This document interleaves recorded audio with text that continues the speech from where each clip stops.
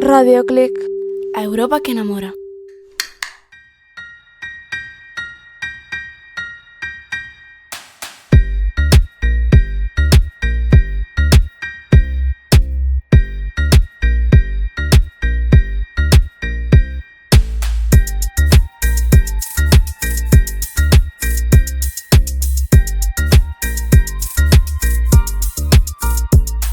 Benvidos e benvidas a Histoire de, onde vos imos presentar persoaxes e acontecementos ao longo da Revolución Francesa.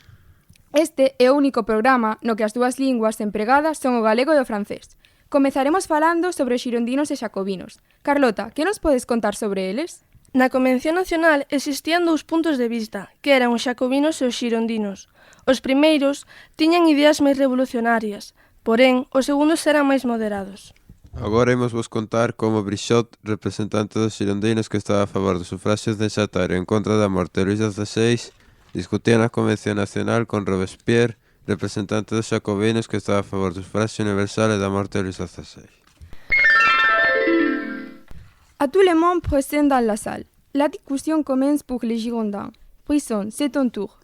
Nous croyons que le suffrage recensé, c'est une bonne idée parce que le suffrage universel, c'est très radical. Vous avez fini? Oui, c'est tout. Robespierre, c'est ton tour. Merci. Nous pensons que le suffrage universel, c'est plus égalité, parce que tout le monde pourra avoir le droit de décider sur sa vie. Non, parce que le peuple n'a pas les connaissances pour savoir qui voter. C'est trop injuste. Silence! Si vous voulez que France a un bon futur, vous auriez de tenter ne pas disputer. Si vous voulez les mêmes droits pour tout le monde, pourquoi vous êtes d'accord avec la guillotine de Louis XVI? Nous croyons que la guillotine pour Louis XVI est nécessaire, parce qu'il a trahi le peuple français. Merci, Jacobins et Girondins. À la prochaine session.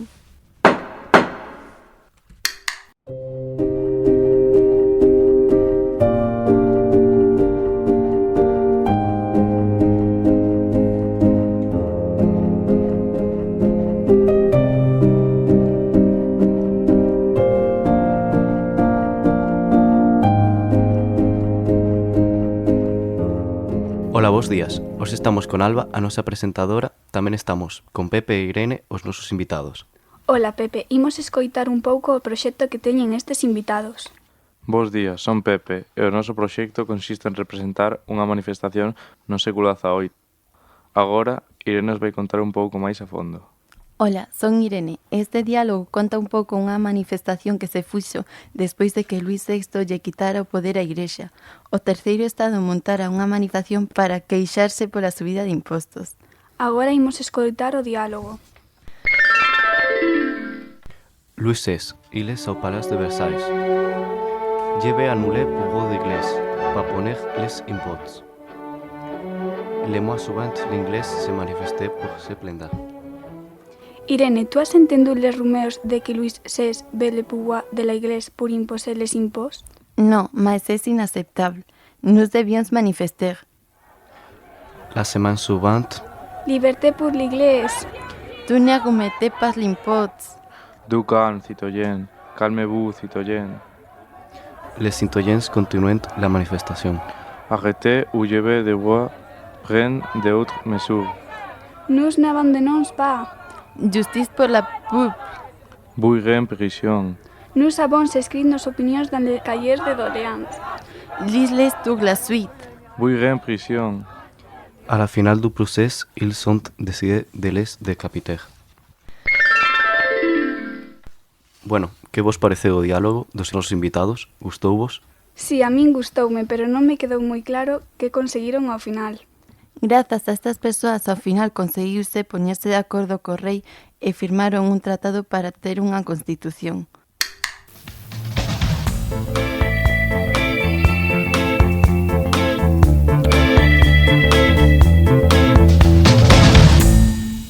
Hoxe imos falar sobre un acontecemento antigo que eu creo que é moi importante, a toma da Bastilla. Coñecedes algo deste tema? Sóame un pouco, pero non sei moito sobre o tema. Eu estudei sobre a toma da Bastilla e aínda recordo bastantes cousas. Creo que é un tema moi interesante. Pois que vos parece se comentamos cada un pouco do que sabemos e despois ensinovos unha obra sobre unha parte do que ocorreu. Foi cando a nobreza atacou a presión dos campesiños, non? Non, estás moi equivocada. Foron os campesiños realmente os que atacaron a Bastilla para loitar contra os abusos dos privilexiados. Sí, ademais, asoltárono o 14 de xullo do ano 1789, onde tamén o campesiñado protagonizou unha revolta chamada o Gran Medo.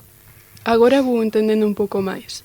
Pero que abusos recibían os campesiños por parte dos privilexiados? Pois non lles pagaban ben, tiñan que pagar numerosos impostos, ademais tiñan moi malas condicións de vida e asaltaron a Bastilla para reclamar os seus dereitos. Exacto. E que vos parece se agora vos poño unha representación moi interesante que atopei outro día? Perfecto. Ce n'est pas juste, nous n'avons pas de droit. Nous avons le droit de réclamer l'égalité humaine et des changements de régime.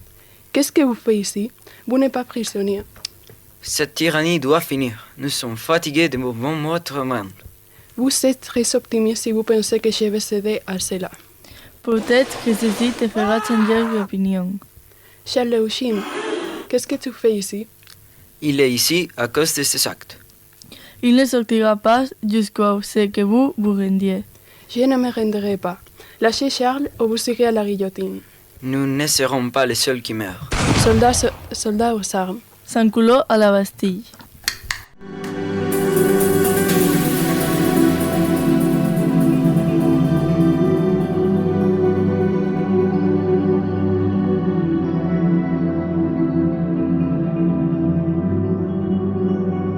Algunha vez escoitachedes falar de Olympe de Gouges? E esa quen é? Foi unha muller que liderou unha revolución feminista durante a Revolución Francesa. Que dis? Como iba a facer iso unha muller no século XIX? Iso mesmo pensou o rei cando un grupo de máis de 7.000 mulleres apareceron na porta do seu palacio. E que fixo o rei con elas? Non te adiantes, Adrián, iso ímolo saber agora. Imos coñecer a historia de Olympe de Gouges e de como conseguiu expulsar a familia real do seu palacio. Bonjour, je m'appelle Olympe de Gouges et ça, c'est mon histoire. Aujourd'hui, peu de gens me connaissent, mais j'étais la première féministe d'Europe. J'ai écrit la Déclaration des droits de la femme et la citoyenne. Une femme, ici, dans mon palais? Oui, monsieur, et je ne suis pas toute seule. Tout a commencé le 5 octobre 1789 sur la place du marché de Paris. Les femmes ont protesté contre les prix élevés du pain et l'absence de droits dirigé par un jeune qui jouait du tambour. Pour recruter plus de personnes, elles ont parcouru le marché de Paris jusqu'à ce qu'elles arrivent à Versailles. Qu'est-ce que c'est ce bruit? C'est moi. Une femme ici, dans mon palais? Oui, monsieur, et je ne suis pas toute seule. Qu'est-ce que vous faites ici? Réclamer nos droits. Et nous ne partirons pas jusqu'à les obtenir. Après ces mots, le roi a fait une révérence parce qu'il était étonné du courage de sa femme. Finalement, la famille royale a abandonné Versailles et retourné à Paris.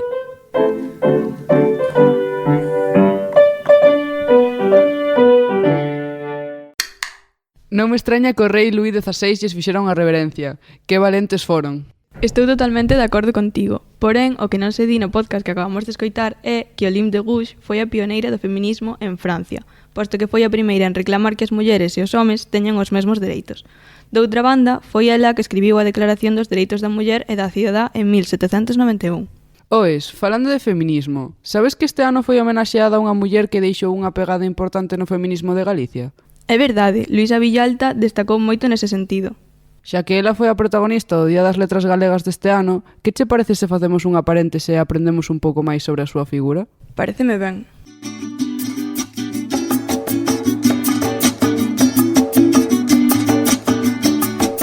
Ola, son Víctor Iglesias e hoxe imos facer unha breve parada no Día das Letras Galegas 2024. Eu son Icía García e imos falar de Luisa Villalta, natural da Coruña, unha muller polifacética que dedicou a súa vida á docencia, música e poesía, e a protagonista neste día. Quen era Luisa Villalta? Para nós, unha muller que poderíamos definir con moitos adxetivos, pero non queremos que vos quededes coa nosa opinión. Por iso, ímovolo escoitar na boca de xente que máis a coñecía.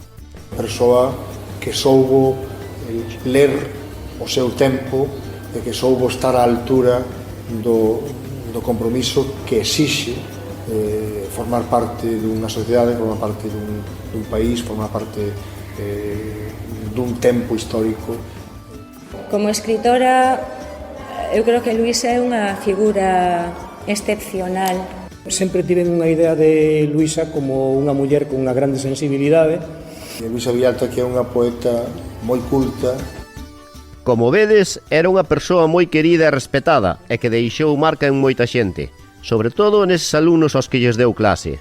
Se temos que falar de marca, hai unha moi especial, a que deixou o seu amigo Xurxo Souto, o que non podíamos deixar de destacar. Dende Illas Elmírez 1, Xurxo Souto para todos vós.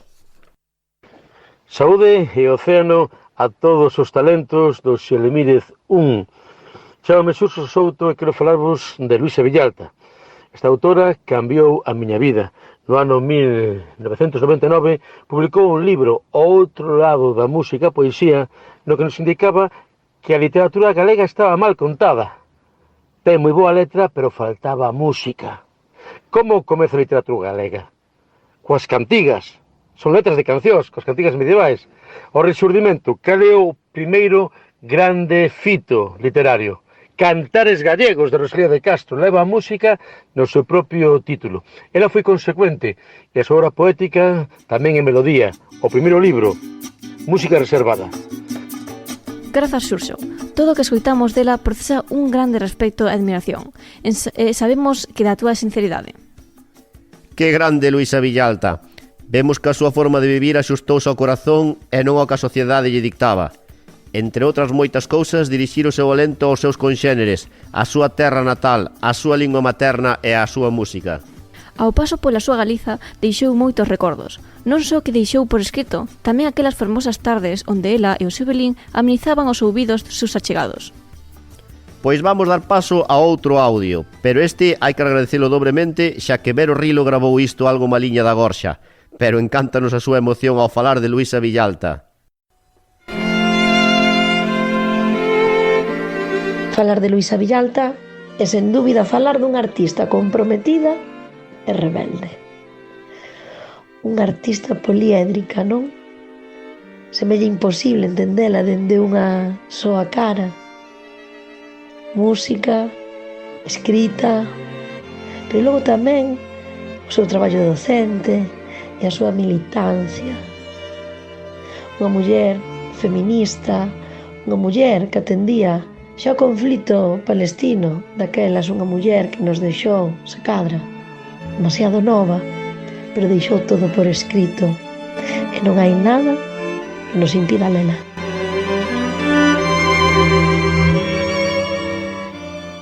Son Lucas García.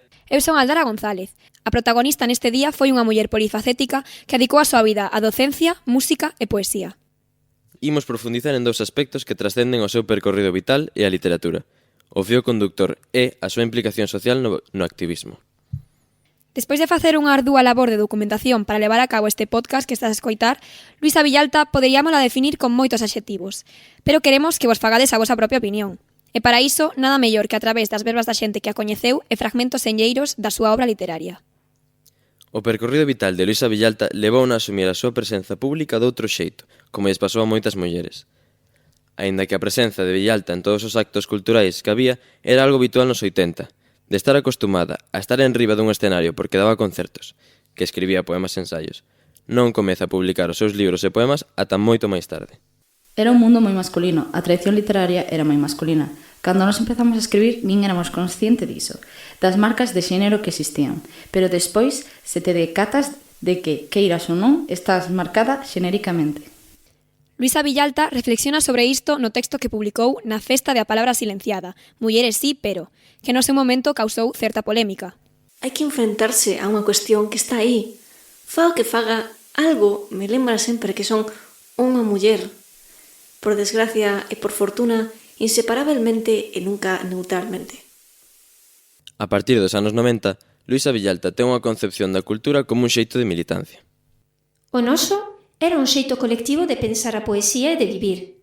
Entendíamos a poesía como un xeito de intercambio entre a sociedade e o poeta. Agora, chámaselle activismo, pero para nós era militancia. Villalta asumía con normalidade esa actitude de compromiso coa sociedade e coa lingua, sen alardes, sen grandilocuencias nin exhibicionismos. Queda claro que o activismo social, a militancia política e a literatura forman en Luisa Villalta unha unidade reveladora de quen era. Militou de forma activa no Bloque Nacionalista Galego, mais tamén quedou desencantada da política. Villalta tiña claro que a cultura era algo unido á política, pero ademais fai defensa da figura do intelectual comprometido que ten unha vontade de intervención social indisolúvel de acción directa. Quedei apaixoado pola súa figura. Tiña unha conciencia de acción moito máis próxima a nosa que a moitas das persoas da súa xeración, desenganadas co activismo. Unha cultura activista, sen renunciar á existencia creativa.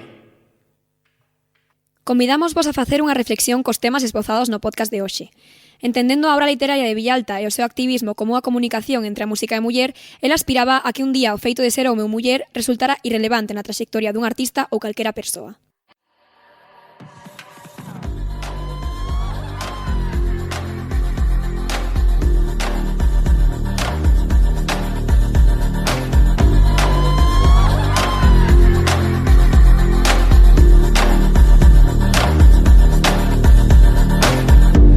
Falamos sobre a súa vida persoal e o seu desenvolvemento como artista e poetisa. Hoxe conversaremos sobre un lado de Luisa, vinculado coas mulleres. Aínda que sexa unha persoa que coñezamos fai moi pouco tempo, Luisa deixounos un gran legado escondido nas súas páxinas. Tes razón, pero para non facer o típico, imos a afrontalo dun xeito menos convencional. E non nos imos a falar dos datos típicos que podemos atopar na Wikipedia. Deamos comezo. Para cuando yo no esté, póngame una vela siempre, ocúpate de que no olviden que me tengan en la mente. Unha das cousas máis destacables son as referencias e referentes dela. Villalta utilizaba cantares galegos de Rosalía como gran inspiración e sempre tentaba facer apoloxía e reivindicación xeral do talento diverso das artistas de Galiza. Para esta canción, convidamos a unha amiga especial. Recita o poema Antiquísima, do poemario En concreto, de Luisa Villalta, publicado en 2023. Ana Lorenzo Blanco, graduada en Lingua e Literatura na Universidade de Santiago de Compostela e estudante de mestrado en formación de profesorado. Esa son eu, ruindo unha e outra vez as escadas dun mundo posíbel, separado sempre pola idade. A teima e a vontade íntima de voar. No alto da miña casa alta e por cima un país nas nubes lindando co sol difícil do norte que sempre se rende ás gadoupas do mar e esquece ficar para aquecerme.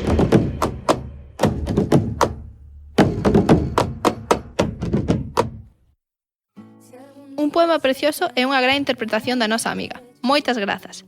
Falando un pouco do poema en sí, esta obra de Luisa deixa ver o seu amor pola súa propia cidade, a Coruña, nomeando cosas imprescindibles como o mar. E hai un elemento que destacamos sempre que a recordamos. É a forma de chamarse a si mesma Muller Sol. Así é. Isto ven de que na mitoloxía popular, onde o home sempre asociábase co sol e a muller deixábase nun segundo plano máis doce, casalleira, asociada á lúa, actuando sabia e sutil, como sempre se fixo na sociedade coas mulleres, poñéndoas nas sombras. Pois cando a ordenación xurídica proclama a igualdade legal entre homes e mulleres, Luisa agroma o mito da muller sol, demostrando a igualdade entre homes e mulleres. É que Luisa tiña as cousas claras e con fortes ideas, non só na igualdade de xénero, senón que tamén en política. Que, por se non o sabíades, foi militante do Bloque Nacionalista Galego, dende 1992, onde asistente á reunión de escritores a prol dun acordo ortográfico. É verdade, Luisa estaba en todo, pero cabe aclarar que a partir de Villalta atopáronse outras voces bonitas como a de Mercedes Peón, Uxía Senlle, Guadi Galego, Uxía Pedreira e Susana Seivade, entre outras mulleres sol que agora son protagonistas da historia. Que orgullo poder dicir que o noso pobo está transformándose no pobo das voces de miles de mulleres que nunca tiveron a ninguén que as escoitara. Nos días actuais temos artistas como Fillas de Casandra, Tanxugueiras, entre moitas outras. Claro que sí, pero tamén poetisas moi recoñecidas, como Lupe Gómez, Olga Novo, Yolanda Castaño e a nosa Ana Lorenzo Blanco, que participou fai poucos minutos. E as que non coñecemos aínda.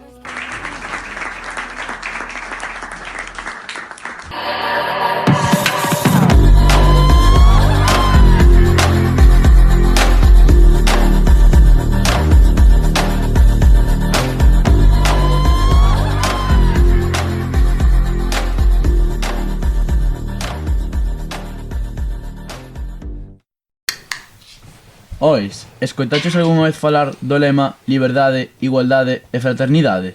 Sí, pero hai unha cousa que non me quedou clara. O que? Ese lema, do que falaches antes, respetaba a todo o mundo? Pois, a verdade é que non. Os reis, daquela época, non o respetaban demasiado. E por iso sucedeu a fuxida da familia real? Que era iso? Como non o vas a saber? Espérate que cho conto. Allez, nous devons partir. Nous devons partir par la cuisine. Nous allons partir, mère. Oui, pourquoi nous sommes en train de partir? Maintenant, il n'y a pas de temps à perdre. Montez dans le carrosse. Oui, père. Louis, on n'y arrivera pas. Ils ne nous laisseront pas passer. J'irai parler avec eux. Faites attention, père. Et nous oublions d'aller à Paris. Ne le prenez pas. Je vais bien. Où il s'est mené, père? Il ne va rien se passer. Je me innocent de tous les crimes que l'on m'impute. Libère-moi. Laisse mon frère et moi. Mes filles, où il m'a mené? Monsieur, je vous demande pardon, je ne l'ai pas fait exprès.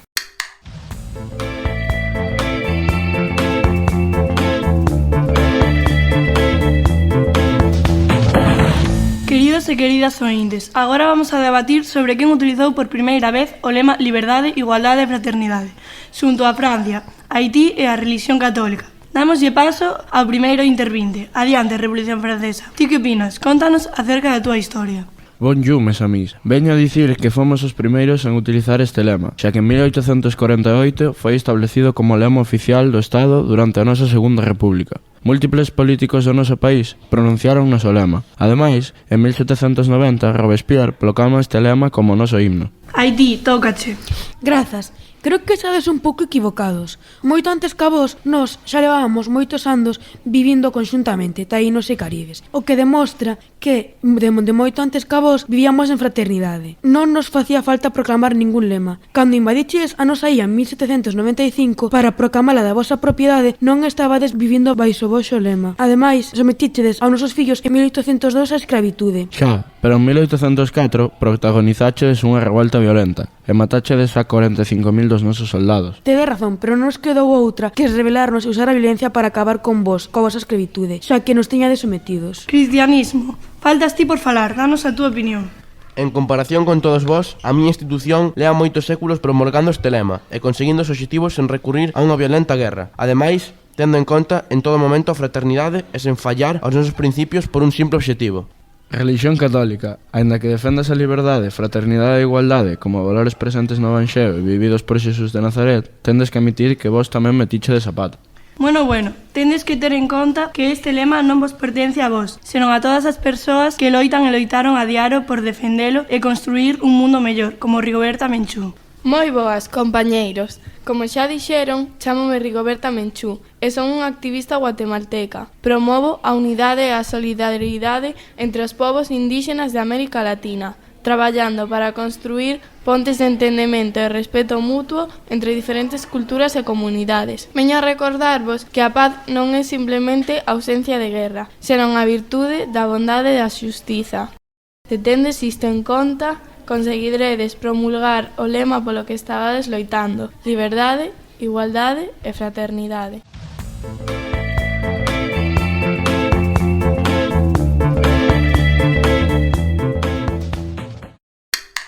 Maravilloso que acabamos de escoitar. A continuación, aprenderemos un pouco máis da historia de Francia con este pequeno fragmento de María Antonieta. 1793, exécution de Louis XVI. Le bourg est tardé et la place de monde et de musique. Mon peuple demeure innocent de tous ces dons et m'accuse. J'espère que mon sang cimentera peut-être la bonne fortune de François. Ouvre la porte, Marie-Antoinette, pour toute corruption et votre trahison vers la ville. Vos enfants seront confiés à une famille d'artisans pour apprendre leurs idées.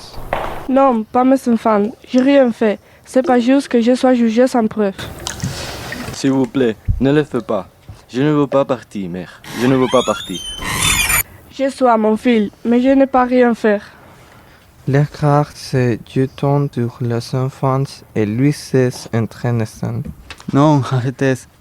Laissez mes enfants tranquilles. Lui ne pouvait rien faire car il était mort. Et quelques mois plus tard, Et pour toute délit et transition, tu seras exécuté publiquement. Monsieur, je vous demande pardon. Je ne l'ai pas fait exprès. Con que estas foron as últimas palabras de María Antonieta. Non coñecía estes persoaxes históricos, mas a súa historia tráxica cautivoume. Agora, damos paso á seguinte emisión de relatos históricos da Revolución Francesa, para que poidades aprender máis.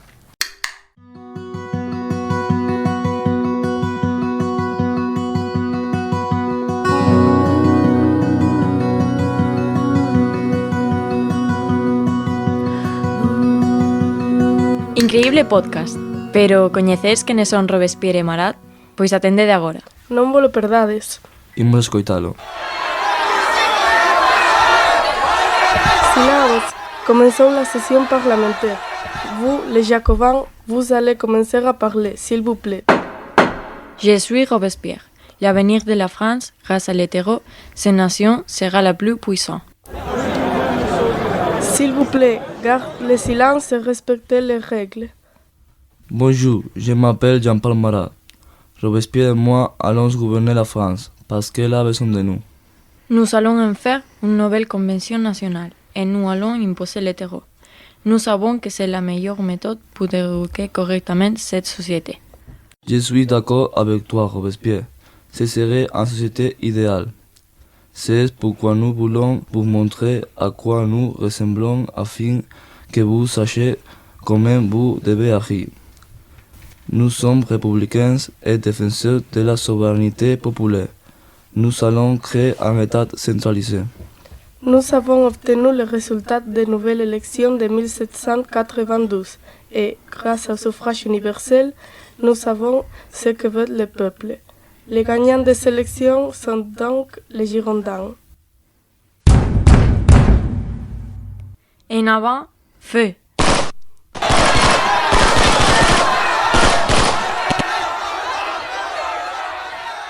Acabamos de escoitar un podcast ambientado no Parlamento de Francia no ano 1789.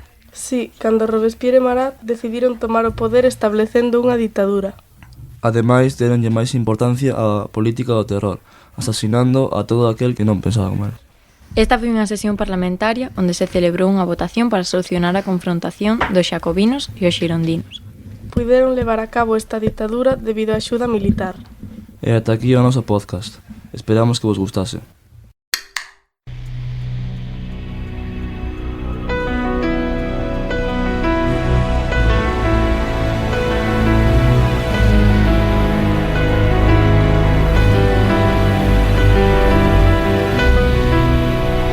Bos días, imos contarvos unha pequena historia sobre a fin de Napoleón. Sabedes quen é, non?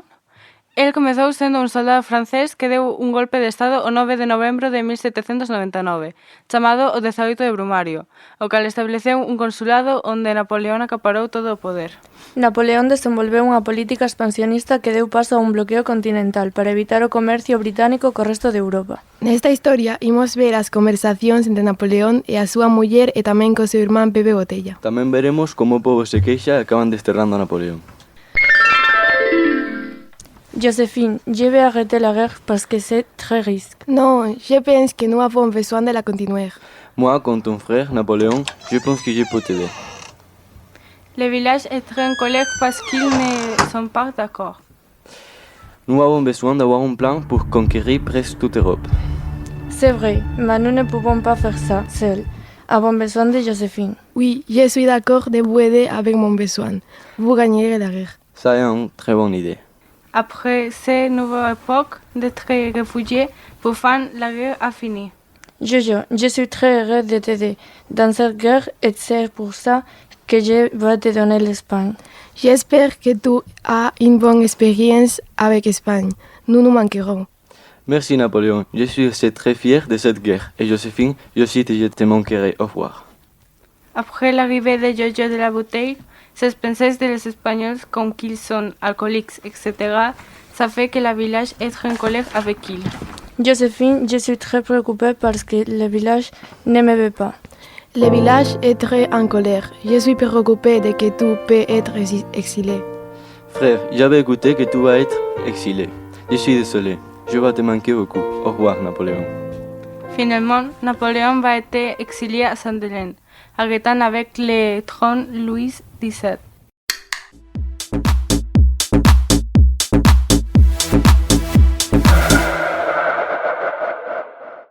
Falando da Revolución Francesa, sabedes que hai un museo da Revolución Francesa no Domain de Visil e que buscan traballadores? Teñen unha vacante, buscan unha persoa para o posto de responsable de acción cultural e hai algún candidato interesante. Vexamos como lles vai coas entrevistas de traballo. Fagamos unha conexión en directo.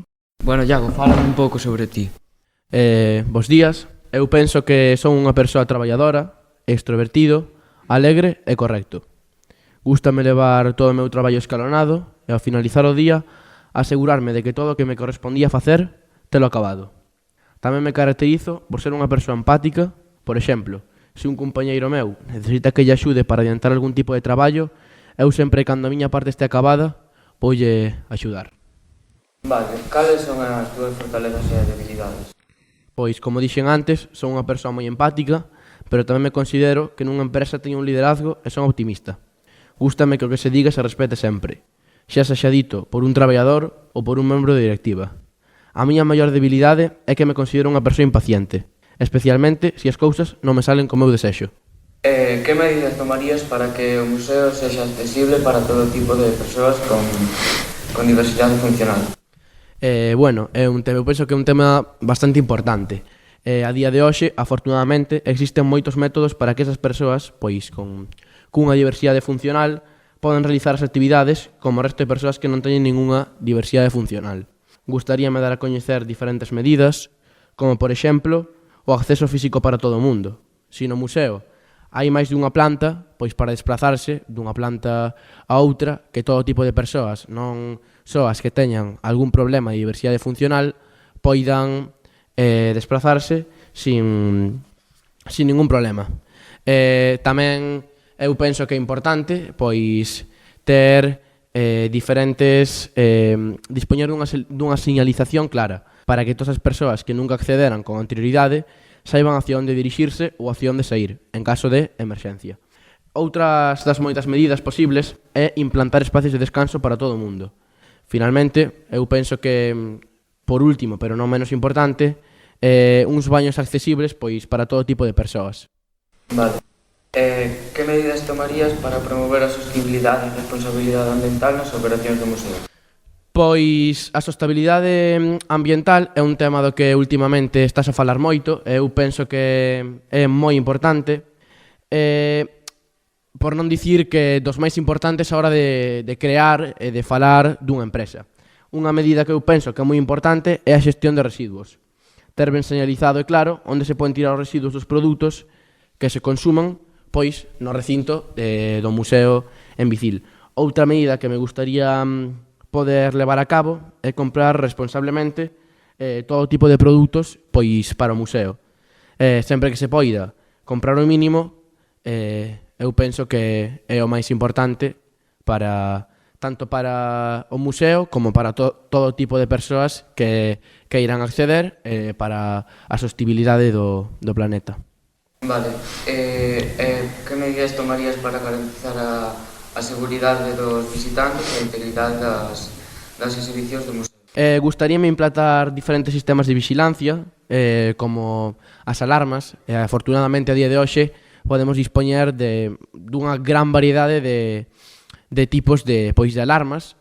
Eu penso que é moi importante si está videovigilada, xa que pois evita moito tipo de roubos ou de diferentes cousas. Por último, un persoal de seguridade, pois para todo o día, pola noite, pola mañán, e as señalizacións de seguridade para todas as persoas que irán acceder ao museo. Vale. E cal é a túa experiencia previa a traballos relacionados así coa historia e co museo? Pois eu teño experiencia previa tanto no campo de historia e no campo dos museos. Eu estudei Historia na universidade e ademais traballei como guía en distintos museos históricos. Ali foi onde compartín coñecementos históricos sobre diferentes períodos de historia, na que, pois, inclúese a Revolución Francesa. Teño unha paixón pola historia que fai que me motive pois queira aprender sempre cousas novas. Tamén me gusta facer este tipo de traballos, polo que, desde o meu punto de vista, sería un bo candidato para este posto de traballo. Vale. Que habilidades específicas posees para comunicar eficazmente a historia da Revolución Francesa aos visitantes do museo? Pois, dende o meu punto de vista, teño boas habilidades comunicativas. Tamén me influe o feito de levar uns cantos anos traballando no sector. Entón, nese sentido, non teño moito problema. En canto a miña capacidade de simplificar conceptos complexos, contar historias de maneira simple e adaptarme ao público, permíteme reflexar a historia da Revolución Francesa dunha forma, pois, clara e amena. Tamén sei diversas técnicas de interpretación histórica, as cales poden facilitar a experiencia do visitante. Vale. E como te mantes actualizado así sobre os últimos datos dentro do sector do que queres traballar? Pois, aparte de que é un sector de que me interesa, pois emprego unha estrategia multidireccional. En primeiro lugar, dedico unha parte do meu tempo á lectura constante de libros, revistas especializadas e artigos académicos relacionados coa historia e os museos. Tamén me mantexo activo nas redes sociais, que a día de hoxe son un método moi importante pois para transmitir diferentes cousas, diferentes eventos especiais que poidan existir no museo, etc. Ademais, participo regularmente en conferencias, en eventos relacionados coa historia e a museoloxía, onde teño oportunidade de intercambiar ideas coa comunidade académica e profesional. Vale. Como abordarías a tarefa de introducir e presentar a información histórica dos visitantes no museo? Pois, primeiramente, aseguraríame de ter unha boa comprensión tanto do idioma original como do idioma ao que se traducirá a información, pois garantindo así unha traducción precisa e fiel ao significado original. En canto á presentación, utilizaría unha variedade de ferramentas e medios para que a información sexa accesible e atractiva para os visitantes. Iso podría incluir paneis informativos con texto traducido, imaxes ilustrativas, gráficos explicativos e dispositivos interactivos como pantallas táctiles ou aplicacións móveis. Ademais, aseguraríame de estar disponible para responder preguntas e proporcionar información adicional aos visitantes que o soliciten, creando así un ambiente acolledor e enriquecedor para a súa experiencia no museo. Vale. Así para rematar, que actividades realizarías para chamar a atención do público? Pois realizaría diferentes actividades, entre elas as visitas guiadas interactivas. Organizar visitas guiadas onde os visitantes poidan participar activamente, facendo preguntas, debatendo temas históricos e participando en actividades prácticas relacionadas coa exhibición. Tamén faría talleres prácticos, que son pois ofrecer talleres onde os visitantes poidan experimentar actividades prácticas, especialmente relacionadas coa historia, evidentemente, e pois escribir, a mí pareceme moi interesante, como por exemplo escribir con pluma e tinta, vestir traxes de época ou facer réplicas de artefactos históricos. Outra actividade que me gustaría realizar serían pois charlas e conferencias, programar charlas con expertos no campo de historia ou temas específicos relacionados coa exhibición. Gustaríame tamén facer, que eu penso que é a máis importante de todas, as actividades interactivas, pois incorporar elementos á exhibición, como xogos de preguntas e respostas, códigos QRs para acceder a información adicional ou estacións táctiles onde os visitantes poidan explorar en detalle certos aspectos da historia. Finalmente, gustaríame implantar pois eventos especiais, organizar así eventos especiais como noites temáticas, representacións teatrais de eventos históricos ou festivais culturais que atraen diferentes tipos de público e lles ofrezan unha experiencia única e divertida. Bueno, vale, pois hasta aquí a entrevista, Iago. En canto salvamos algo xa contactamos contigo para avisarte. Conseguirá algún traballo? Pois non o sei, faremos un seguimento no vindeiro programa.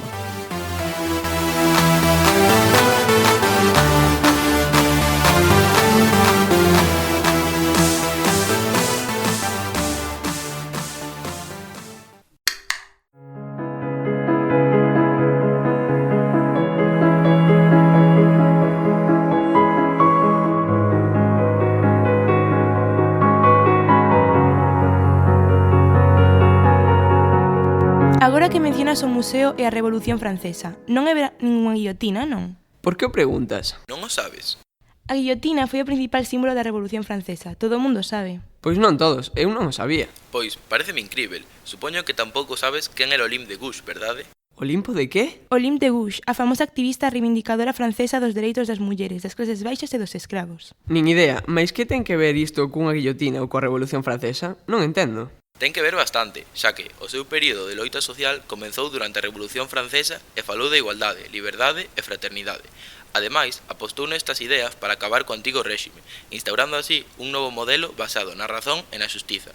As súas ideas non foron ben consideradas por algúns políticos e tivo un final moi triste e tráxico. Pero que pasou con ela? Foi xulgada sen dereito a defenderse e condenada a morte na guillotina, o suposto símbolo da liberdade e da igualdade. Que irónico, non? A súa historia é moi interesante e agora quero saber máis sobre ela.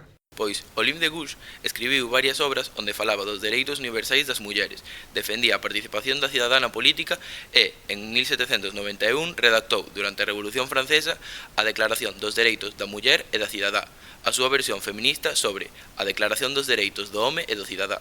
Se traballaba na procura dunha mellor sociedade, que é o que fixo polos escravos e as clases baixas? Independentemente do xénero, Olympe de Gouges defendía a presenza dos seus dereitos como persoa. De feito, escribiu diversas obras teatrais que trataban a críticos e escravos e reivindicaba dereitos das persoas de cor e os fillos ilexítimos. Meu Deus, sí que había moita xente que se atopaba desfavorecida naqueles tempos. Sí que había, sí. O que non había era unha muller tan valente como Olympe para loitar polos seus dereitos. Antes dixeras que morrera guillotinada, certo? Sí, correcto. Pero que problema tiñan os seus ideais para que acabasen por decapitar? Non tiveron ningún problema, pero, ao non apoiar a política do goberno do momento, e si a un grupo político que apoiase a burguesía, os grandes políticos e os poderosos eliminaron a do camiño. Que maravillosa ilustrada nos perdemos. Que oportunidade de avance xenuíno perdeu a historia executando a unha muller ilustrada. Magua. Espera. Explícame primeiro que é iso da ilustración. Pois verás, en poucas palabras, a ilustración propuña a educación como base para o progreso moral, e dende aí acadar a paz perpetua. Está claro que a execución de Olympe pon eses ideais contra as cordas. Certamente, do optimismo do século XVIII, as dúas guerras mundiais do século XX e outros conflitos bélicos, no corazón da civilización e da cultura occidental, a barbarie sen parangón. Sí, en ese caos o desembarco en Normandía como principio do fin, como símbolo da unión dos países aliados para restaurar a liberdade en Europa. Ademais, compre destacar que as mulleres non descansaron, senón que desenvolveron funcións cruciais durante a época e na engranaxe da resistencia. E logo descubriuse o horror dos campos de concentración nazis. Os millóns de mortos. Doume imaginar o sufrimento. Tristísimo. Isto que dis me recorda a Hannah Arendt, xudea alemá e as súas reflexións. Hannah Arendt? Soame. E quen é? Foi unha pensadora e teórica política que filosofou sobre o totalitarismo e o que ela chamaba a banalidade do mal. Que é iso da banalidade do mal? Explícasmo. Contoche. Imos por partes. Hannah exerceu de periodista para o New York Times e foi enviada de corresponsal a Xerusalén para cubrir o xuízo ao oficial nazi Adolf Eichmann, quen desempeñou un papel clave na organización e execución da solución final, o Holocausto. Na súa defensa, Eichmann argumentou que el só seguía ordes, que o seu traballo non era pensar sobre se esas ordes estaban ben ou mal, senón que o seu labor consistía en obedecelas. Que maneira tan ruín de eludir responsabilidades. O revolucionario foi que para Arendt o problema non era que a maldade fose algo extraordinario, senón que calquera individuo, bo pai de familia, encantador esposo e eficiente traballador, podía executar os actos máis atroces. Suxeriu que a ausencia de pensamento crítico no acatamento de ordes superiores era indicativa da chamada banalidade do mal. O mal non son pode nacer da maldade extrema, senón tamén da complacencia, da falta de reflexión moral e da obediencia cega á autoridade. Perigosísimo. Efectivamente. Entón creo que o entendo. Ese optimismo ilustrado do que falábamos antes, esa confianza na educación como motor do progreso moral e como camiño cara a paz, quebra, racha na primeira metade do 20. Todas as esperanzas na educación desvanécense. Sí, pero por iso mesmo renace das ruínas do espírito ilustrado. Contra o mal, Arendt di pensamento crítico, reflexión e madurez e autonomías morais. Sigamos a confiar na educación. Que Auschwitz non se repita, clamaría Adorno, outro xudeu alemá da época. Venme canta a cabeza, o seu imperativo categórico e o respecto sen fisuras pola dignidade humana. Cábenos con fundamento esperar a paz perpetua. Dende logo, máis Olympes, máis Hannahs, Recuperemos dunha vez por toda a mensaxe da Ilustración. É tempo.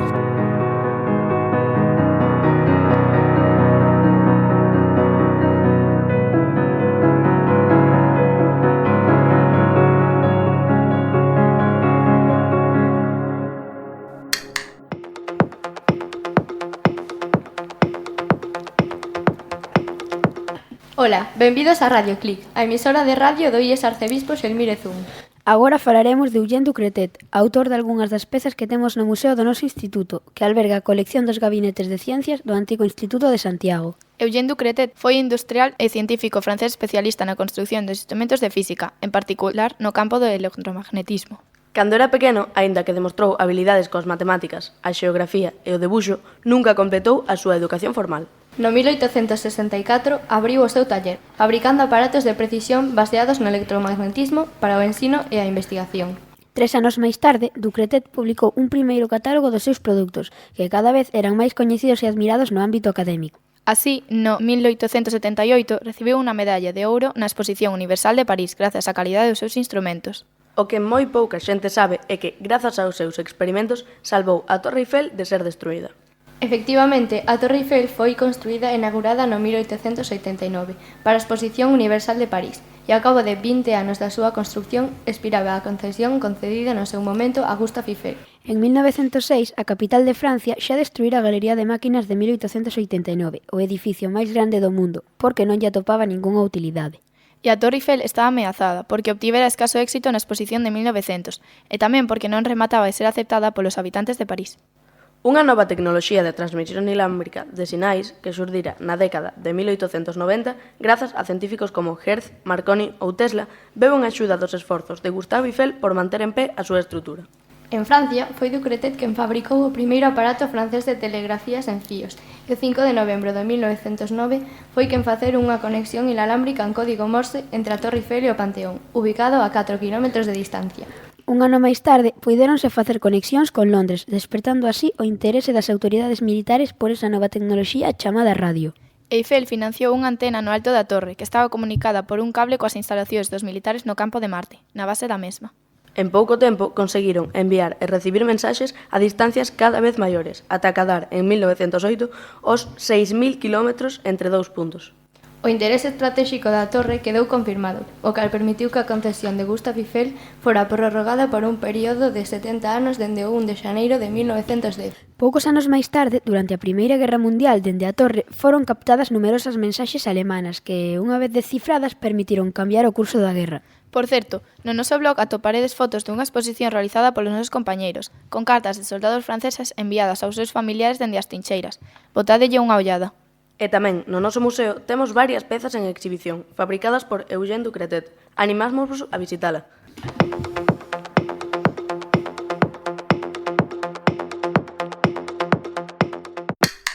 Tiveches o museo do IES Arzobispo Xelmírez I? Non, nin sabía que podía haber museo nos institutos. Pois este é unha xoia. É unha colección de inventos orixinais impresionante. Haberá que preguntar se nos deixan botarlle unha ollada logo. Por certo, ti sabías que o invento da radio foi primordial para ganar a Primeira Guerra Mundial? A verdade é que non, pero alégrame de que fose así, porque os soldados que combatiron nas trincheiras francesas fixérono en condicións moi complicadas. Nas capeñas tiñan hixiene. De feito, por iso, os chamaban os peludos. É certo, que che parece se imos ver a exposición do alumnado de cuarto da ESO ao rematar o programa? Simularon ser soldados franceses da Primeira Guerra Mundial e escribiron cartas aos seus, falándolles do mal que pasaban e das atrocidades que vían. Saiu na web do centro. Paréceme ben, e despois podemos visitar a que fixo o alumnado de segundo e cuarto da ESO sobre as mulleres no Holocausto. Ten pinta de ser moi interesante. Vale, pero primeiro escoitemos o seguinte podcast para poder entender un pouco mellor o contexto do Holocausto.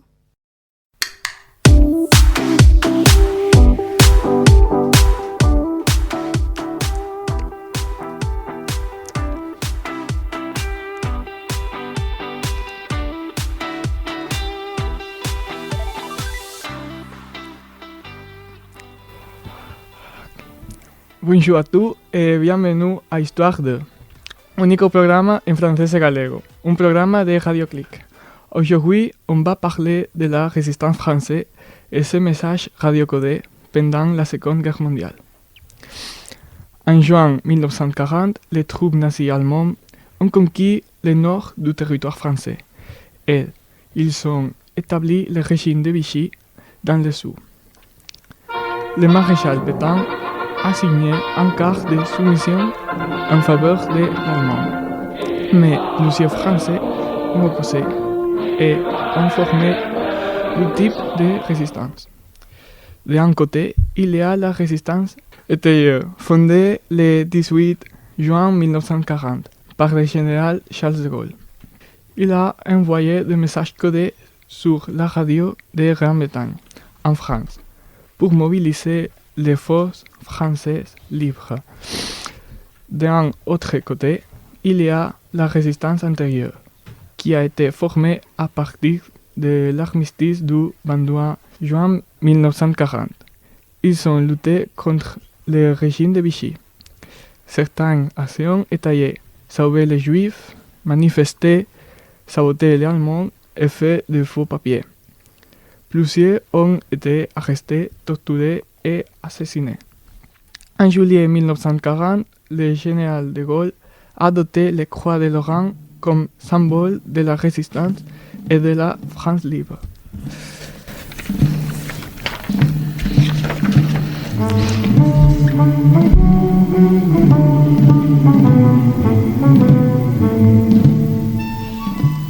Deux personnages importants sont Jean Moulin et Lucie Aubrac.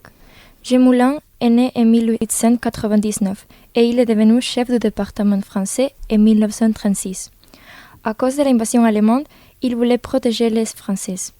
Il a été arrêté pour ne pas accuser une troupe d'Africains de l'armée française. Pendant son arrestation, il a essayé de se suicider, mais il n'y a pas réussi et il lui reste un capote dans le cou, qu'il a couvert avec une écharpe, qui est devenue son symbole. En 1941, il est parti à Londres avec un surnom et il a créé une armée secrète de Français. Malheureusement, il a été torturé et il est mort.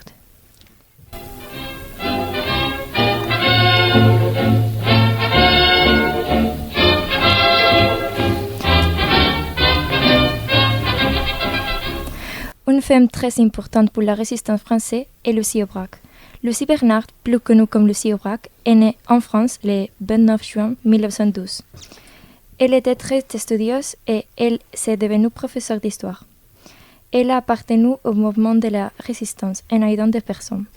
En 1940, son mari a été arrêté et elle s'est évadée.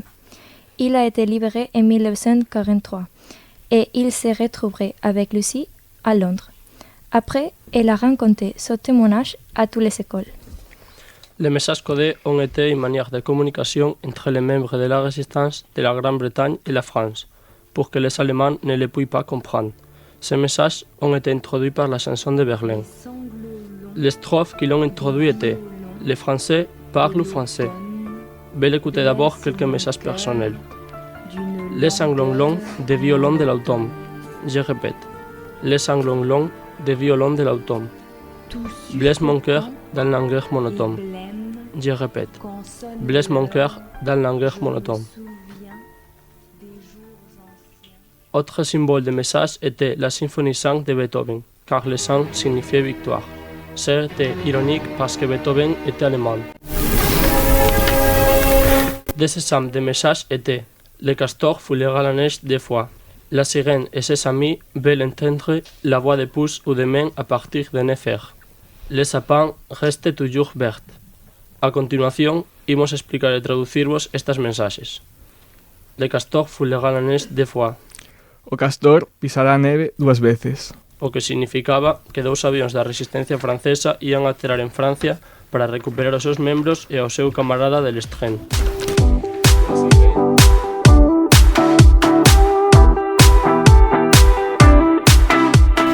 La sirène et ses amis voulaient entendre les voix de pou ou de main a partir de 9 heures. A traducción é: a serea e seus amigos queren escoitar a voz de Pulga mañá a partir das 9. Isto significaba que o avión Lysander ia voar a Francia para levar a 3 grandes resistentes, entre eles Jean Moulin.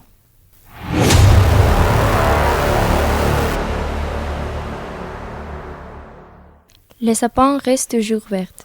O abeto permanece sempre verde. significaba unha chamada sabotaxe das vías do tren alemán. A cor verde sempre significaba sabotaxe. Outra mensaxe moi famosa é Le carottes sont cuits, as cenouras están cocidas.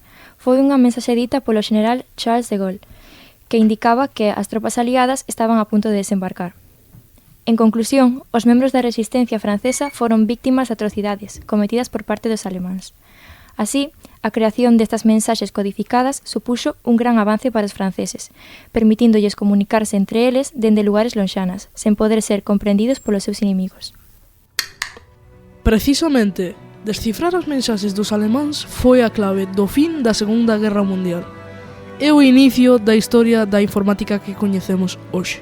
Para profundizar neste tema, que tivo un papel crucial no desembarco de Normandía, podedes visitar a presentación que fixemos os alumnos de primeiro de FP Básica de Informática do IES Arcebispo Xelmírez I no blog de Radio Click, que atoparedes no apartado de biblioteca da web do centro.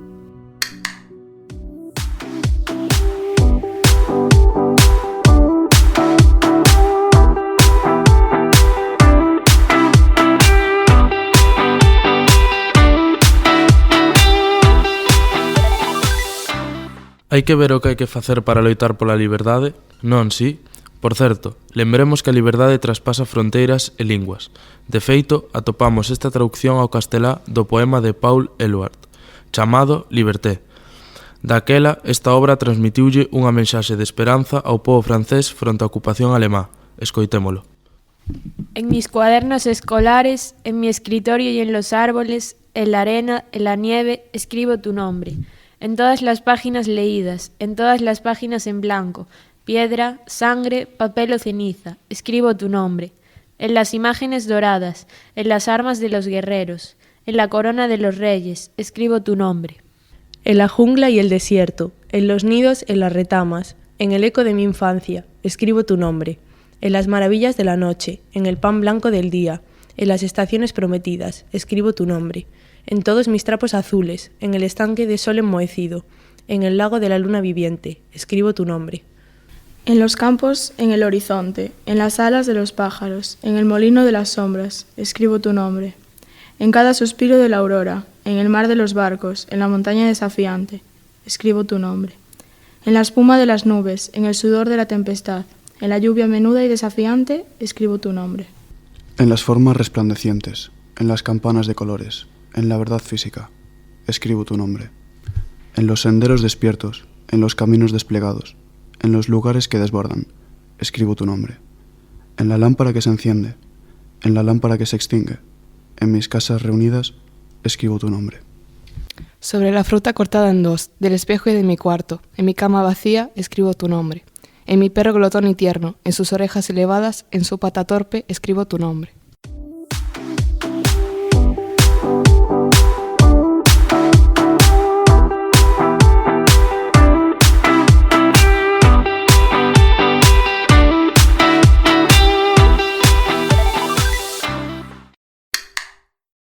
Non me extraña que Paul Eluard chegase ao corazón do pobo con este texto.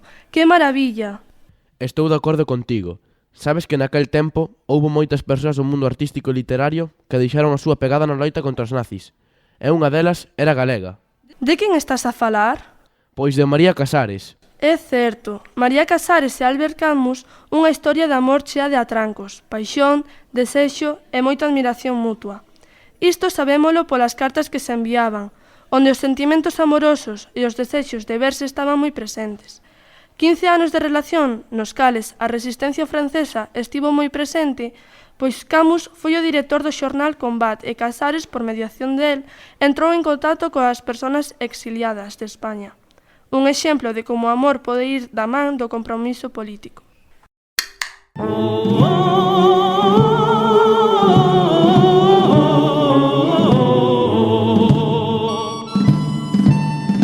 Benvidas e benvidos un día máis a Radio Click, a vosa radio de confianza. Saudanvos Elena Forneas, Guadalupe Otero, Noa García e Daniel García. En tempos de guerra, imos falar do papel das mulleres na resistencia francesa. Elas foron, tamén neste ámbito, as grandes esquecidas pola historia, malia teren un papel clave na derrota do fascismo. Así que no falangullo de hoxe faremos xustiza a 3 guerrilleiras galegas, María Vázquez, Placeres Castellanos e Mercedes Núñez, recoñecidas en Francia e das que moi pouco se sabe en Galiza. Ami, entends-tu le vol noir des corbeaux sur nos plaines? María Vázquez, nacida na Graña, unha parroquia de Ferrol, era filla dun home de fortes ideas republicanas. Ela e a súa familia escapan a Francia fuxindo das represalias franquistas. Asenta en Rouen, onde exerce de enfermeira e participa na loita nazi, servindo de enlace, pasando armas, organizando puntos de encontro e chegando mesmo a empuñar as armas na liberación da cidade. A súa imaxe foi inmortalizada por un fotógrafo canadense e debe ser un símbolo de todas as mulleres que arriscan as súas vidas na loita pola liberdade. Ami, entends-tu ces cris sourds du pays qu'on enchaîne? Outra valente galega é Placeres Castellanos. A ela o fascismo rouboulle un fillo e un marido, pero decidiu non deixar de loitar. Nacera en Ponte Caldelas en 1896 e foi a primeira muller en militar na Agrupación Socialista de Vigo. No 1939 foxe a Francia e incorpórase á Resistencia, onde terá un papel clave. Alí levará a insignia que a acredita como a combatente guerrilleira 35.435, unha soldado que xogaba a vida levando paquetes, acollendo guerrilleiros, fuxitivos e militares e curando os feridos.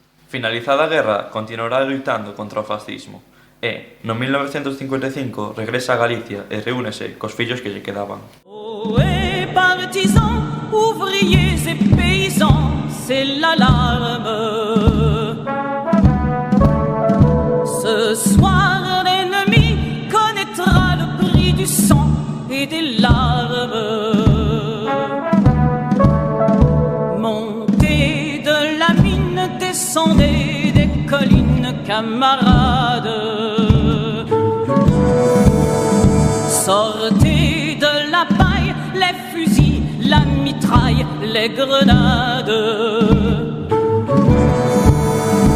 Oh, et les tueurs à la balle et au couteau, tuez vite. Oh, et saboteur, attention à ton fardeau, dynamite. C'est nous qui brisons les barreaux des prisons pour nos frères. La haine à nos trousses et la faim qui nous pousse la misère. Il y a des pays où les gens creux des lits font des rêves. Ici... Ti sabías o das guerrilleiras? Non, acabo de decatarme. Isto confirma o dito antes, a liberdade non ten fronteiras nin idioma propio. É incrível ver ata onde nos pode levar a solidariedade. Falando de solidariedade, queres escoitar unha nova que nos acaban de mandar no noso canal francófono? Claro que sí. De que tema trata? Fala da redada do velódromo de inverno que tivo lugar en París o 16 e o 17 de xullo de 1942. Os nazis deron a orde de encerrar todos os xudeus nese espazo para deportalos a Auschwitz. Foi unha gran traxedia. Porén, só prenderon un terzo dos xudeus da cidade e iso grazas aos xustos, esa xente de a pé que reaccionou á redada ocultando a xente perseguida ou mirando cara ao outro lado para deixala fuxir. Pois imos escoitar a nova logo.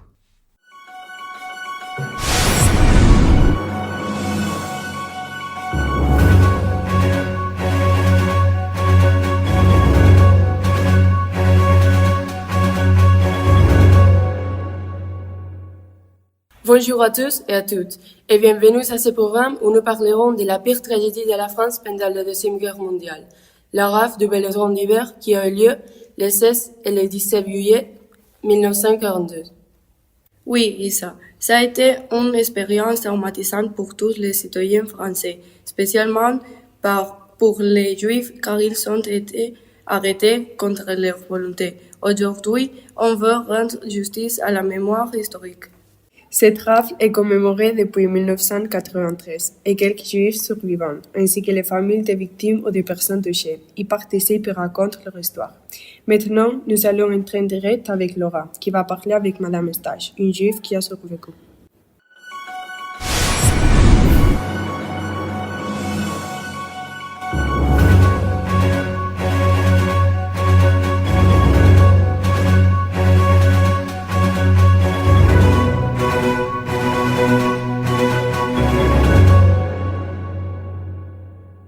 Oui, Lucia, je suis ici avec Madame Stage, à cause du monument N'oublions jamais, qui a été réalisé pour les victimes de cette rafle. Il se trouve à Paris. Bonjour, Madame Stage. Bonjour, c'est un honneur de participer à ce programme très intéressant. Vous aviez seulement 8 ans quand c'était passé. Comment avez-vous vécu cette terrible expérience? Je me souviens de tout comme si c'était hier. Le moment où j'étais séparée de ma mère a été le plus douloureux. Elle m'a regardé une dernière fois. Elle m'a dit qu'elle m'aimait par-dessus tout. Comment vous êtes-vous échappé? Grâce à la résistance française qui a sauvé les groupes où j'étais. Mouvant témoignage, Laura. On dirait maintenant avec Jacobo, qui va interviewer l'expert Georges, spécialiste sur ces sujets. Oui, Lucia. À côté de moi se trouve Georges. Je veux vous demander de parler de tout ce que vous savez de la rafle du Vélodrome d'hiver. Bon, on sait que ça a été une tragédie, mais c'est important de connaître le point de vue des enfants car ils ont été les plus touchés. Les enfants ont été arrêtés avec leurs familles, mais ils ont été séparés et mélangés avec d'autres adultes. En plus, c'est important de souligner que les crématoires n'étaient pas prêts. Donc, les enfants ont eu la pire expérience de toutes. Ça a été une catastrophe terrible. C'est pour ça qu'on commémore ce jour chaque année, pour que ça n'arrive plus jamais. Très intéressante cette information. Maintenant, allons direct avec André qui va interviewer les jeunes de la rue pour savoir leur opinion. Bonjour, nous sommes avec Aldara, une fille française. Bonjour Aldara, qu'est-ce que tu sais de la rafle du Vélodrome d'hiver? Waouh, c'est difficile de parler de ce sujet. J'ai entendu que ça a été un événement terrible de la Deuxième Guerre mondiale. Et moi, en tant que citoyenne française, je suis consciente que notre temps est différent de cette période de la France de Vichy, où il y avait beaucoup de haine et d'antisémitisme. Qu'est-ce que tu penses que tu ferais dans cette situation comme citoyenne française?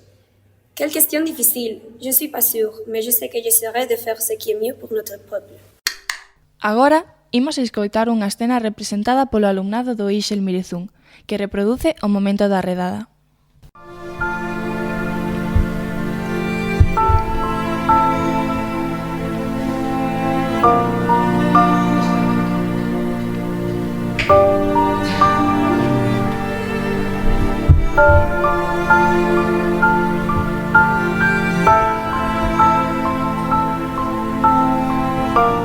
Paris, nuit du 16 juillet 1942.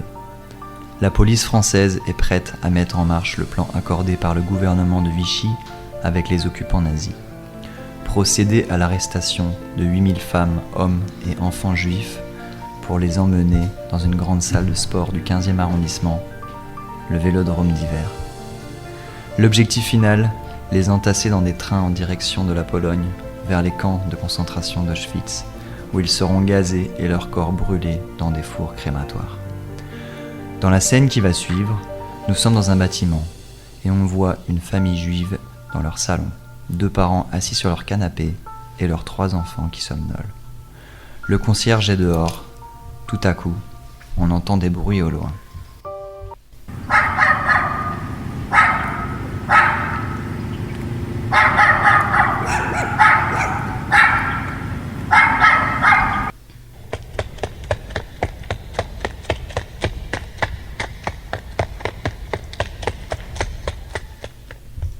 Ils arrivent! Sauvez-vous!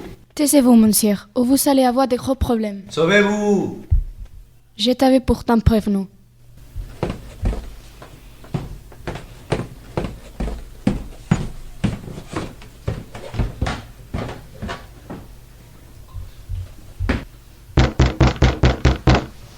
Police, ouvrez la porte. Ouvrez immédiatement. Qu'est-ce qui se passe? Qu'est-ce que vous voulez? Selon nos registres, ici habitent 5 juifs. Vous devez tous nous accompagner. Tous? Même les enfants? Oui, tous les juifs. Prenez 2 richesses par personne et de quoi boire et manger pour 2 jours. Mais pourquoi? Qu'est-ce qui se passe? Qu'est-ce qu'on a fait? Où est-ce que vous nous emmenez? On n'a pas à vous donner d'explication. Dépêchez-vous. Vous avez 2 minutes pour préparer toutes vos affaires. Maman, j'ai peur. Maman, pourquoi on doit partir? Du calme, les enfants. Je suis là. Maman, je ne veux pas partir d'ici.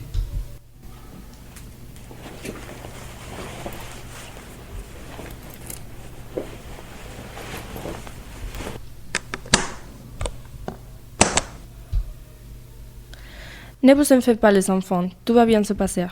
Ensemble, rien ne peut nous arriver. Dépêchez-vous.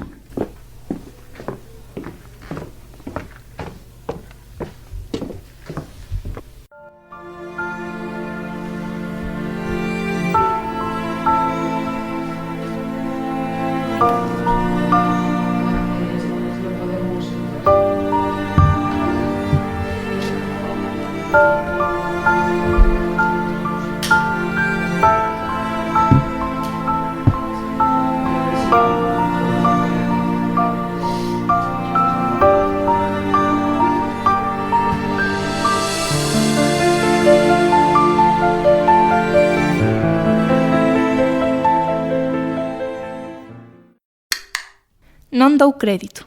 Eu tampouco, teño a pel de galiña. Menos mal que as forzas aliadas acabaron con este horror o 5 de xullo de 1944. Que pasou daquela? As forzas aliadas anunciaron a resistencia ao desembarco de Normandía a través de Radio Londres, empregando algúns versos do poeta Verlaine. Pois esta mañá chegounos un podcast moi orixinal, representando ese momento cunha muller que foi unha líder da resistencia, Lucía Aubrac. Ela é un símbolo da resistencia francesa grazas á súa participación activa nas operacións de rescate da Segunda Guerra Mundial.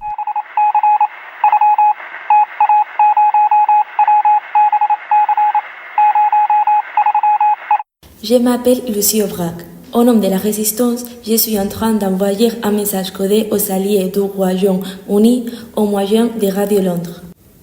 Aujourd'hui, 6 juin 1944, nous attendons toujours le message décisif qui nous indiquera le départ des soldats des pays alliés comme l'Australie, la Belgique, la République tchèque, la Hollande, la Grèce, la Nouvelle-Zélande, la Norvège, la Pologne, la Rhodésie, le Royaume-Uni, les États-Unis et le Canada. Cette opération, par voie aérienne, terrestre et maritime, sera réalisée en montant sur les plages d'Omaha, Utah, Juneau, Gold et Sword. Si on obtient les résultats attendus, l'armée allemande sera déroutée et le pouvoir des nazis sera affaibli. Veuillez écouter tout d'abord quelques messages personnels. Les sanglots longs des violons de l'automne. Je répète, les sanglots longs des violons de l'automne. Blesse mon cœur d'une langueur monotone. Je répète, blesse mon cœur d'une langueur monotone. Je n'en crois pas mes oreilles. Les soldats alliés sont enfin en chemin pour nous aider. Au revoir. Ce sera un jour inoubliable. Continuando con esta interesante temática, nesta sección de Histoire 2, imos viaxar no tempo para coñecer a historia de dous españois que loitaron en distintos bandos durante o desembarco de Normandía en 1944. Aujourd'hui, nous interviewerons Manuel Otero, qui appartenait aux Alliés, et de notre côté, on va parler avec Alberto Winterhalter, qui était nazi. Pendant l'interview, nous parlerons avec les deux pour savoir ce qui s'est passé pendant le D-Day. Ici, nous avons Manuel Otero, soldat espagnol et allié. Bonjour, c'est un honneur de collaborer sur cette très intéressante initiative. D'abord, je voudrais savoir, comment est-ce que vous avez fini dans l'armée américaine? Après la guerre civile, je décide d'émigrer aux États-Unis pour trouver une nouvelle opportunité. Avec le début de la Deuxième Guerre mondiale et à partir de l'attaque à Pearl Harbor, j'ai été envoyé en Angleterre pour ma préparation pour l'opération Overlord. Et vous, Alberto, comment est-ce que vous avez fini dans les troupes allemandes? Mon père est allemand, alors j'ai été recruté par l'armée allemande et entraîné dans une commune allemande en l'année 1942. Après, j'étais affecté à l'île de Ré, en France, et puis j'ai reçu les ordres d'aller à Rennes. Manuel, comment a été le voyage d'Angleterre en Normandie? Le voyage a été dur. Nous étions très nerveux et les conditions météorologiques n'étaient pas favorables. Nous ne savions pas ce qui nous attend. Alberto, comment ont été les jours avant le débarquement? Je sentais trop d'incertitude, donc je voulais être avec ma famille, mais je devais respecter les ordres de l'armée. Comment a été le débarquement? Je pourrais le décrire comme un fait sanglant et dur. Nous étions beaucoup, ça veut dire des millions de soldats. Premièrement, notre objectif était de défendre la côte, mais ça n'a pas marché et nous avons commencé le débarquement sur les 5 places de la Normandie. Et toi, Alberto? Mon expérience est similaire. Nous avions essayé de faire des fortifications, mais ça n'a pas fonctionné. Toute ma formation venait de jeunesse hitlérienne. J'étais très jeune et n'avais pas vécu de pratique. J'avais 18 ans, mais je devais, selon mon commandant, das deutsche Heimatland schützen, ça veut dire défendre la patrie allemande. Quelles ont été les choses les plus difficiles? Voir des gens mourir, être loin de ma famille, mais surtout, écouter mes compagnons souffrir. Oui, das war die schwierigste Sache. Oui, très semblable. La guerre est une expérience terrible en tous les sens, spécialement parce que ma famille me manquait. Merci beaucoup aux deux por participer sur cette interview. Gracias a todos por la vosa atención no programa. Hoxe tocou realizalo en francés, posto que tras tanto tempo fora, os nosos entrevistados xa case esqueceron a lingua. En resumidas contas, Manuel Otero, no exilio, foi reclutado polas tropas americanas. Participou na Operación Overlord, así como Alberto Winterhalter, tamén español pero no bando nazi. Este fora incluído nas xuventudes hitlerianas, polo seu parentesco alemán, o cal o levou a loitar no desembarco. Esta experiencia constituiu, dende logo, para ambos, un feito traumático, que tamén resulta crucial para comprender a conclusión da Segunda Guerra Mundial.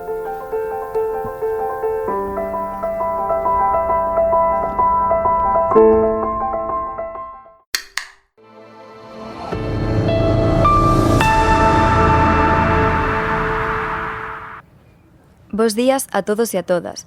Damos vos a benvida á sección bilingüe de Radio Galicia. O día de hoxe imos escoitar unha entrevista emitida en Francia hai unha semana, onde dúas estudantes de Historia da USC foron convidadas a participar nun podcast. Neste explican os xuizos de Nuremberg, acontecementos posteriores ao fin da Segunda Guerra Mundial nos que se xulga aos nazis que participaron no Holocausto, asasinando a millóns de inocentes. Dito isto, introducimos o podcast.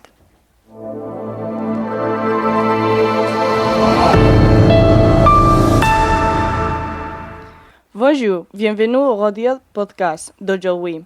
Nous sommes avec deux étudiants d'histoire de la faculté de Saint-Jacques-de-Compostelle, Alda et Chloé, qui sont ici pour nous parler d'un fait historique très connu, le procès de Nuremberg. Salut, nous sommes très heureuses d'être ici et pour avoir une opportunité de raconter cet intéressant événement historique. La Deuxième Guerre mondiale est finie par le débarquement de Normandie, où les nazis ont perdu la guerre. Temps plus tard, à Nuremberg, différents procès ont eu lieu pour condamner des nazis pour ces crimes de guerre.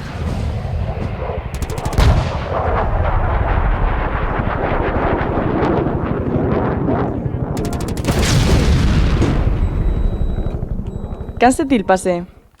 Les procès ont commencé en 1945 et ils se sont terminés en 1946, donc ils ont duré 10 mois. Où s'est-il passé? Chloé, est-ce que vous pouvez expliquer les procès de Nuremberg? Ah oui, dans le palais de Nuremberg. Ils ont choisi cet endroit pour deux causes, par de symbolisme et car c'était le bâtiment unique après le bombardement. Après la victoire de la guerre, il y avait des gens qui ne voulaient pas des procès du tout et d'autres qui voulaient un procès individuel ou un procès très long.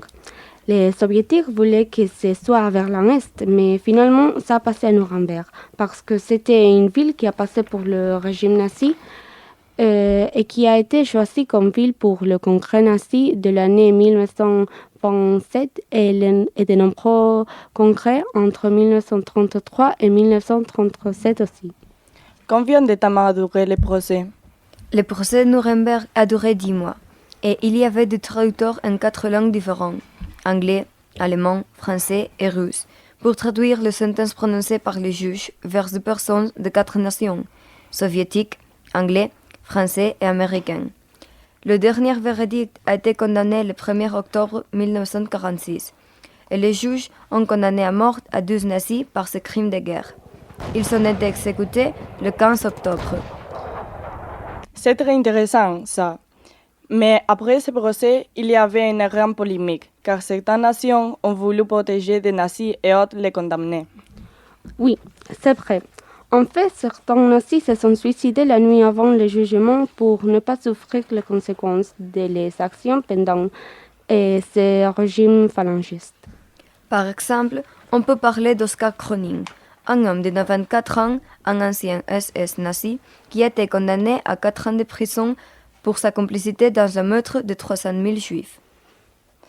Merci beaucoup pour rendre visible ces importants faits et pour nous partager vos connaissances. C'est un plaisir.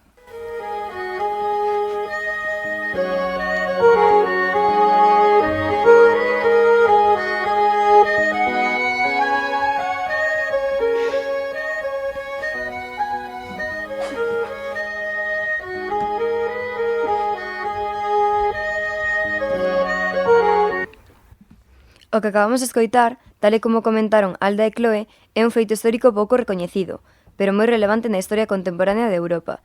E por iso agradecemos que estas estudantes de Santiago se teñan trasladado ata Francia para visibilizar os xuízos de Nuremberg.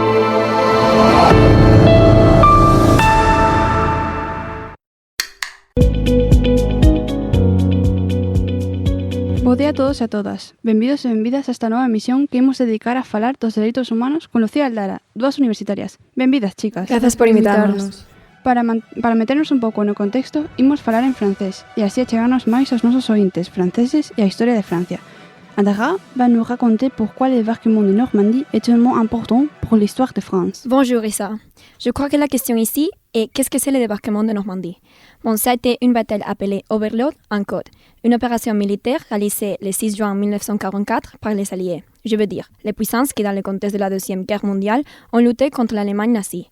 Il s'agissait d'un débarquement surprise qui a libéré la France de l'occupation nazie. Oui, la Deuxième Guerre mondiale était un conflit caractérisé par une répression totale des Juifs en général. Pour éviter que cela ne se produise plus, pour préserver la paix, les puissances mondiales ont créé l'ONU en 1946, dont le décret plus important a été la Déclaration universelle des droits de l'homme proclamée en 1948. Bien, et quelle importance a eu cette loi pour le monde actuel? J'ai entendu que ça a été un grand progrès pour la société d'aujourd'hui. Oui, c'était un idéal commun pour tous les peuples et nations, et c'est traduit en plus de 500 langues. Il y a 30 articles qui montrent les différents droits. Quels sont les plus importants pour toi? Est-ce que tu penses que ces droits sont respectés aujourd'hui? Je crois que les plus importants sont par exemple l'article 1, qui parle de la liberté de tous les êtres humains. Aussi, l'article 3, qui est le droit à la vie, l'article 11, qui consiste en le droit d'être juif, et pour finir, l'article 26, qui est le plus important parce que c'est le droit à l'éducation. À notre point de vue, ces droits ne sont pas respectés totalement, parce qu'aujourd'hui, il y a des guerres comme en Palestine ou Ukraine, et aussi il y a beaucoup de femmes et des enfants qui ne peuvent pas aller à l'école. Bueno, que pensas destas chicas que viñeron falar sobre a historia de Francia?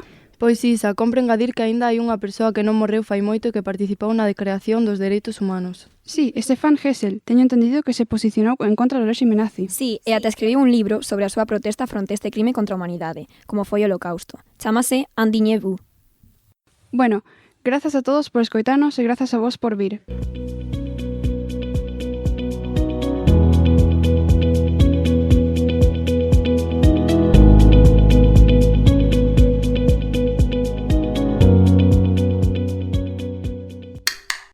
Pechamos este programa de Histoire 2. Entrevistando a un vendedor de armas, trataremos o tema da contaminación en relación coas guerras, centrándonos no desembarco de Normandía. Sabemos que o principal axente contaminante foron as armas empregadas. Bonjour, Antoine. Salut, merci de m'avoir invité a collaborer avec vous. De nada, o prazer é noso. Pois ben, que nos pode contar sobre a venda de armas para a defensa contra os ataques alemáns? Bien Antoine, qu'est-ce que vous pouvez nous raconter sur la vente d'armes pour la défense contre les attaques allemandes? Pour la défense française, pendant le débarquement de Normandie, on a utilisé 68 types d'armements individuels et collectifs. On peut les classer en 3 groupes en fonction de leur niveau de pollution. D'un côté, il y a des armes qui ne polluent pas, comme les couteaux par exemple. D'un autre côté, la plupart des armes qui sont très polluantes, les fusils ou les pistolets. Pour finir, il y a un dernier groupe, les armes les plus polluantes, comme tous les types d'explosifs. En ce qui concerne les transports utilisés, on peut souligner l'emploi de bateaux, d'avions militaires, de tanques e de véhiculos d'infantería. O noso convidado de hoxe explicou de maneira resumida a clasificación das armas empregadas segundo o seu nivel de contaminación. O primeiro grupo inclúe as armas non contaminantes, como os coitelos. En segundo lugar, atópanse a maioría delas, cun grado de contaminación moi elevado entre os que destacan os fusís, escopetas, pistolas, etc. O terceiro grupo reúne as armas máis contaminantes, como é o caso dos explosivos. Por último, contanos o papel dos transportes utilizados, onde tiveron moito protagonismo os barcos e avións militares, os tanques e os vehículos de infantería. Merci beaucoup, Antoine. Agora que xa temos algo máis información sobre o elemento que máis estragos provocou a nivel ambiental, imos escoitar a continuación un fragmento dunha entrevista feita pouco despois da batalla a unha importante historiadora francesa, na que se comenta o gran impacto que tivo o seu uso. Madame Dubois, quelles sont les principales conséquences de l'excès d'armes au débarquement de Normandie? L'effet le plus important des conflits armés sur l'environnement naturel ont été les baisses de population de certaines espèces sauvages, c'est-à-dire la perte de biodiversité. En plus, la guerre a détruit des terres de culture et ça a produit son abandon. Enfin, l'exploitation des ressources implique une baisse et même l'épuisement de ces ressources naturelles. Tout ça a représenté un grand impact environmental qui a provoqué une crise économique. Despois de escoitar esta grabación, doulle paso a miña compañeira que remata o programa de hoxe. Boas, como ben dixo Ada, esta emisión de Radio Click está chegando á súa fin. Para concluir, conectaremos uns minutiños con outro compañeiro, que entrevistará na rúa a unha testemunha directa das consecuencias desta batalla para a poboación. Efectivamente, estou aquí nunha das cidades da costa que sufriron os ataques de desembarco, concretamente na praia do Maja. Salut. Est-ce que vous avez vécu dans le Calvados pendant le débarquement? Oui, j'ai habité ici toute ma vie. Parfait. Est-ce que je peux vous poser quelques questions? Oui, bien sûr, il n'y a pas de problème. Comme cette bataille a changé votre vie?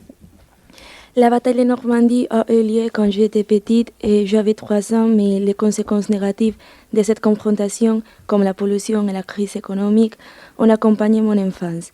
Les infrastructures et beaucoup de logements ont été détruits et il y a également eu de nombreuses pertes humaines. Chez moi, c'est l'économie qui a été la plus touchée et qui a rendu notre situation plus difficile. Merci beaucoup. C'est très intéressant de découvrir l'effet de ces conflits sur l'environnement, mais aussi sur la vie quotidienne. Et merci encore de nous avoir consacré votre temps. Pois ata aquí o programa sobre a contaminación e as súas consecuencias durante o desembarco de Normandía. Esperamos que fose útil para reflexionar sobre a gravidade dos problemas sociais e ambientais derivados dos conflitos armados. Queremos agradecer a todas as persoas colaboradoras e, por suposto, aos e as ouvintes de Radio Click. Bueno, chegamos ao final do programa de hoxe. Esperamos que vos gustara. Iso, vémonos a semana que ven. Ata loguiño. Radio Click. A Europa que enamora.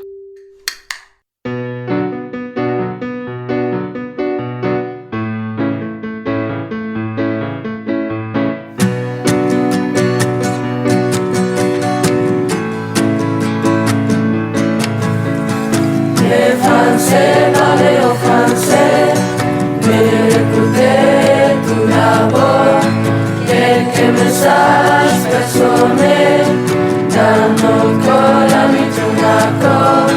Ils sont dits les violons, des violons de l'automne. Ils sont dits les concours d'une langue monotone. Attention, attention,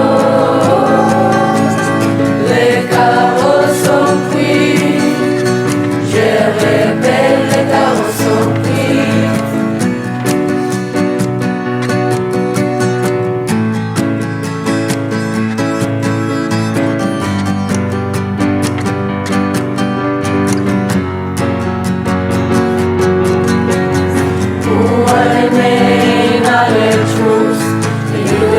Canada, the United Kingdom, was the secret of the books, bring about to us freedom, which are the riches to learn, you down my heart, you must know, the day in Normandy, liberty is the secret word.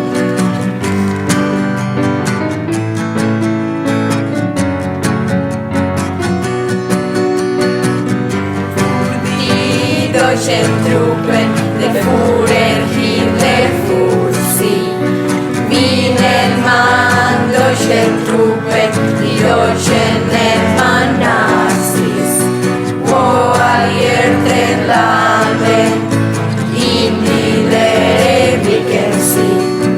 Haben die Nazis Waffen, gesunge Wehre haben sie.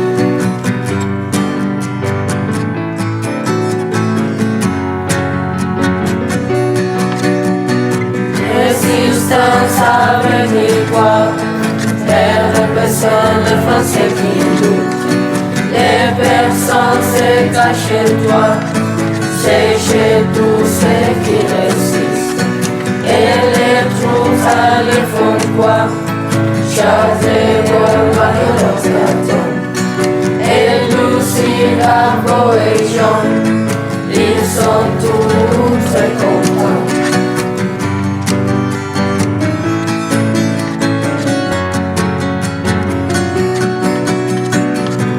Para o desembarco puido ser na praia de Fero. Hai galegos no desembarco, un de nós é Manuel Otero. Europa ten unha ilusión, horizontes en esvásticas, libre destas tristes sátiras, todos xuntos en paz e unión.